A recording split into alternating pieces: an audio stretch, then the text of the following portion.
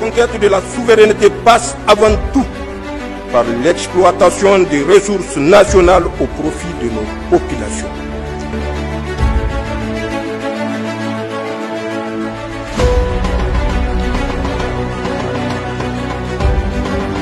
Dans la matinée du mercredi 12 novembre 2025, le président de la République, chef de l'État, le général d'armée Abdourahmane Tchani, s'est rendu dans la zone de défense numéro 2.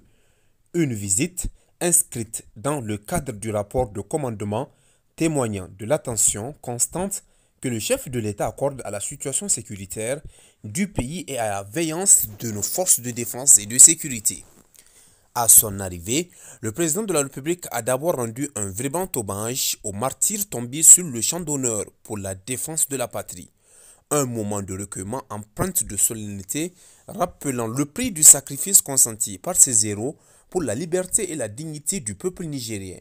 Devant les responsables militaires et les troupes rassemblées, le chef de l'État a salué le courage, la discipline et la détermination des forces de défense et de sécurité. Il a rappelé que le combat qu'elles mènent ne se limite pas à la simple défense du territoire, mais s'inscrit dans une lutte plus large, celle de la souveraineté nationale, de la liberté et de la dignité du Niger face aux menaces multiformes. Avec donc fermeté et conviction, le général d'armée Abdourahmane Tchani a mis en garde contre les manœuvres de déstabilisation et les campagnes de désinformation orchestrées par l'ennemi, dont l'objectif est, selon ses mots, de nous faire fléchir les genoux. Il a, dans ce sens, appelé à une vigilance renforcée et à une cohésion sans faille entre toutes les composantes des forces armées nigériennes. Le président de la République a également réaffirmé l'engagement indéfectible de l'État à poursuivre avec détermination la lutte pour la sécurité, la stabilité et la paix sur toute l'étendue du territoire national.